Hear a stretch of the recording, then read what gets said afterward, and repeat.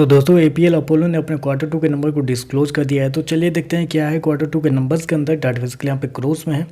तो देखिए पिछले क्वार्टर की बात करें तो पिछले क्वार्टर में कंपनी का टोटल रेवेन्यू 4,974 करोड़ के आसपास था, जो कंपनी ने ऑपरेशन के थ्रू जनरेट किए थे पिछले साल 4,000 को, जबकि अभी देखें तो बढ़ के 4,773 करोड़ कंपनी का जो रेवेन्यू है वो आपको जाता हुआ देखने को मिल रहा है। तो साल से साल जाते हैं तो साल से साल कंपनी के रेवेन्यू के अंदर लगभग बोल सकते हैं 3% के आसपास की तेजी आपको देखने को मिली। वहीं अगर क्वार्टरली बेसिस पे आते हैं तो क्वार्टरली बेसिस पे कंपनी के रेवेन्यू के अंदर गिरावट भी आपको देखने को मिली। लगभग बोल सकते हैं 4% के आसपास की गिरावट है। तो कंपनी का रेवेन्यू देखें तो आपको साल से साल हल्का सा बढ़ा है, लेकिन क्वार्टरली बेसिस पे एक हल्की सी गिरावट भी आपको देखने को मिल रही है। कंपनी शो कितना किया, 4,773 करोड़ के आसपास के रेवेन्यू, जबकि मार्केट का अनुमान था लगभग 4,891 करोड़ के आसपास।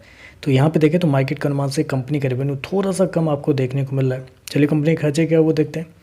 पिछले क्वार्टर में 4,746 करोड़ खर्च किए थे, पिछले साल 4,373 करोड़, जबकि अभी देखें तो कंपनी का 4,719 करोड़ के आसपास आपको देखने को मिल रहा है। तो खर्चे देखें तो खर्चे बहुत ज़्यादा आपको देखने को मिले, क्योंकि मैंने आपको क्या बताया कि साल दर साल 3% के आसपास का रेवेन्यू ग्रोथ आपको देखने को मिला, लेकिन खर्चे के अंदर जाते हैं तो खर्चे लगभग बोल सकते हैं 7 से 8% आपको बढ़ता हुआ देखने को मिला। तो कंपनी के खर्चे देखें तो बहुत ज़्यादा इस क्वार्टर में आपको देखने को मिल रहा है, जिसकी वजह से कंपनी का जो प्रॉफिट है वो थोड़ा सा इस क्वार्टर में गिरता हुआ देखने को मिल रहा है।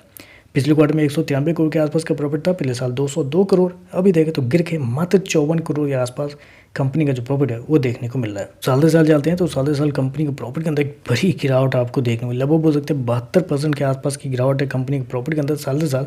वहीं अगर क्वार्टरली बेसिस पे आते हैं तो क्वार्टरली बेसिस पे भी कंपनी के प्रॉफिट के अंदर एक अच्छी खासी गिरावट है, वहाँ पे भी लगभग 70-72% के आसपास की गिरावट है। कंपनी का प्रॉफिट देखें तो एक अच्छे खासे अमाउंट में गिरता हुआ देखने को मिल रहा है। कंपनी ने शो कितना किया है, लगभग 54 करोड़ के आसपास का प्रॉफिट। हालांकि मार्केट का मानना भी था कि कंपनी के प्रॉफिट के अंदर एक गिरावट आपको देखने को मिलेगी, लेकिन गिरावट कितनी हो सकती है वो मार्केट का मानना था लगभग 85 करोड़ के आसपास।